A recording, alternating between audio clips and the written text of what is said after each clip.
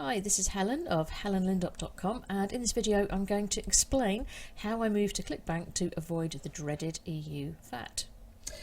Now, I've been blogging about the process of me moving my membership site over to Clickbank this week, and a few people have said, well, how did it go? How did you get on? Why did you pick Clickbank? So I thought I'd do a video to explain all those things, hopefully. Now, I'm going to refer to a few articles and documents in this, and it's not particularly easy to send you through to those from a video. So what I've done is created a blog post with all those links in. So there's the link to that blog post on your screen right now, and if you can click through from this video to YouTube, you'll find the same information in the YouTube description. And before I get stuck in, I just want to say that I'm not an accountant, I'm not a lawyer, this is just my opinion and my experience. All this stuff on the EU VAT is really complex, so you need to read the small print and talk to your own lawyer or accountant if you're not sure of anything. What's right for me may not be right for you, so do your homework on that. So, bit of background first of all. Well, what sparked all this off is the European Union VAT laws. Those are the sales, that's the sales tax VAT, are changing from January 2015. If you're in the EU, that is. If you're outside the EU, there isn't a change. And up until recently, you've just charged VAT based on the country in the EU that your business is based in. So I would have charged VAT at the UK rate, although my business falls below the threshold, so I haven't actually had to do that. From January 15, you've got to charge VAT based on the rate in the country of sale. So with there being 28 countries in the EU, I think that's the current number anyway, and some of them have several VAT rates within the country. That's a bit of a headache administration wise. Now, you can sign up to the VAT one-stop shop that the UK government set up. Even that is, to be honest, a bit too much for me in my position. I'd rather be spending my time on creating products and marketing them than on red tape, admin, bookkeeping, that kind of thing. Just to say that if you live outside the EU, if you live in the US or Australia, for example, there isn't a change coming up, because you should have been paying EU VAT, or VAT on your EU sales, that is, for a number of years now. It's just most people don't seem to have been aware of that, and it doesn't seem to have been enforced particularly well either. It's just that these VAT changes have made a lot of people in the US, Australia, that I know of anyway, other countries too, become aware of what's going on.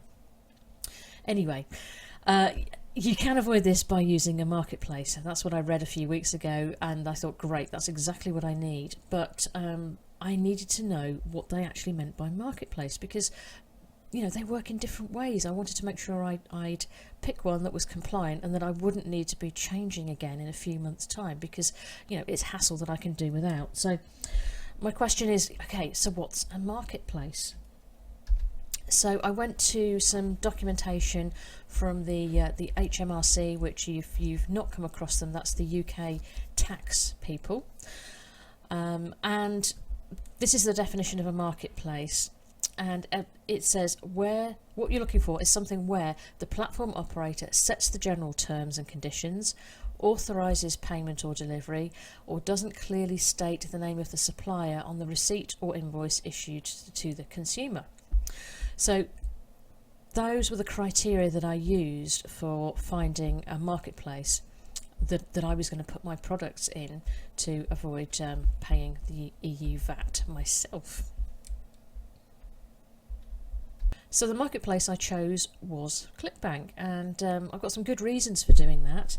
The first is that they've been handling VAT for years, I believe since 2003, when the EU VAT laws changed for countries outside the EU. And I think that's an important thing, because this is not a simple piece of legislation to get your head around. And also, I know a lot of marketplaces have been taken by surprise by this, and having done a bit of software testing in the past, this is not a software change that I would like to see anybody rush through, because it's just quite complicated. So given the choice, I would go with a platform that's already doing this, that's used to doing this, and isn't rushing through any changes. I'm already using Clickbank for my product's social media action strategy, so I'm familiar with the way it looks. I know they pay up on time. I've set something up with them before, so that's going to make it quicker for me to set up a second product. They have plenty of affiliates, so affiliates actually go to Clickbank to look for products to promote. Now, my membership site that I needed to move was not one that I had an affiliate program for, because it's a low-cost membership. I didn't think it would be that attractive to affiliates, but you never know until you try, and it's a bonus. I'm going to use it. I'm going to give it a go. I only really discovered this whole EU VAT change thing in late November.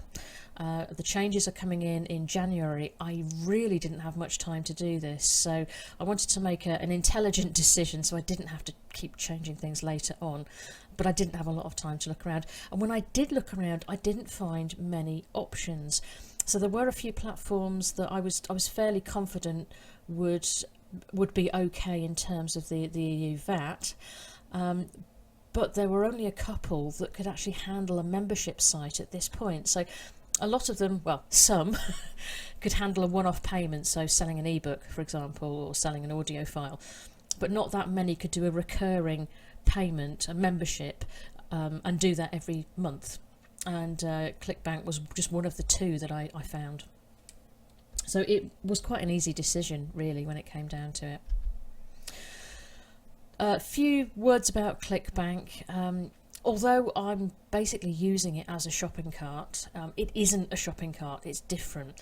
And what they're doing is they're reselling your product for you. So, you know, you're wholesaling your product to them, and then they're retailing it for you.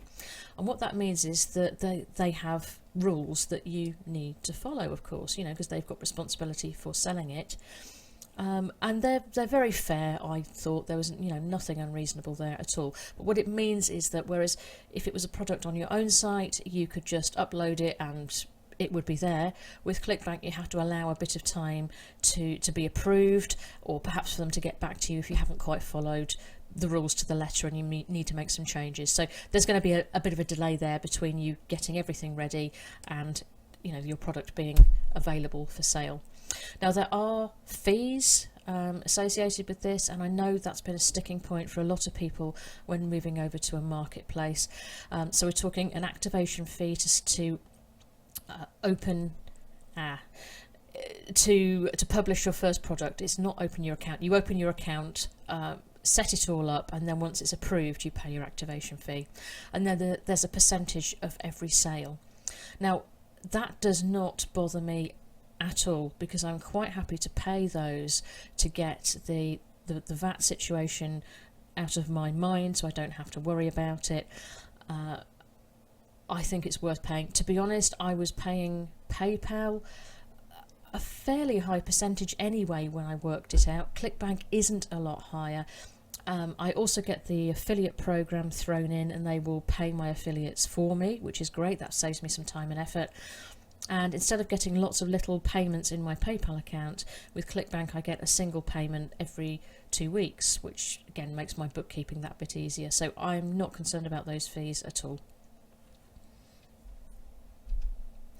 So let's have a look at my membership site, you know, have a look at a live example.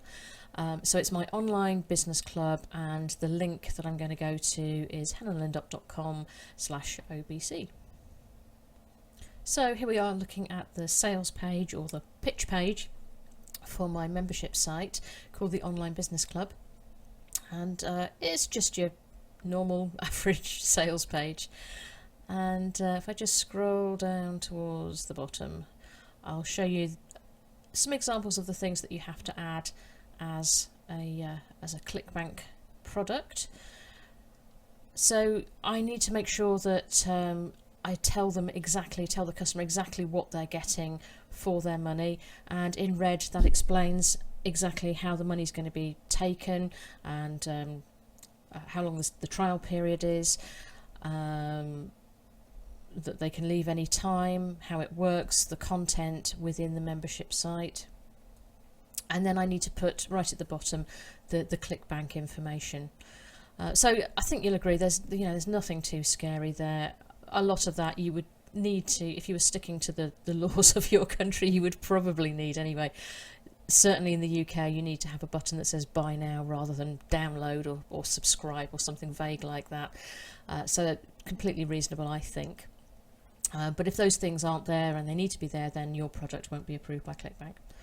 Anyway, so this is a page on my site, and you wouldn't know that it was a Clickbank product really, having a look at that, until you click on the buy now button. And then we're through to Clickbank now. It's detected that I'm in Britain, and so it's converted the price into British pounds. And so we've got the trial period is $1. It's converted that to 68p. It's added VAT at the appropriate rate considering I'm in the UK. Added those together, and then down here it tells me when my next payment will be taken and what it will be. So that's where the VAT is added, and I'm very happy about that because I don't have to worry about it. It's all handled by Clickbank. So how do you set up a Clickbank product? Well, I'm not going to go through it because all the information you need is in the Clickbank knowledge base. So what you need to find is an article called Creating Your First Product, and you can just Google that, so Clickbank Creating Your First Product, and you'll find it, no problem at all. And you just work your way through. It's just a checklist of everything. If you're setting up a membership or a club, you need to read through the article above, and then you need the additional information in the article called Recurring Billing, Subscription and Membership Products. Again, just work through both of those, and that's all you need to know really.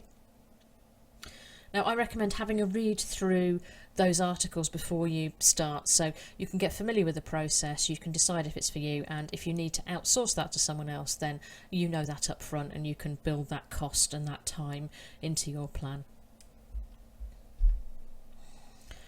Now I found that setting up a single payment Clickbank product, so an ebook for example, I found that pretty straightforward, didn't find it too difficult at all.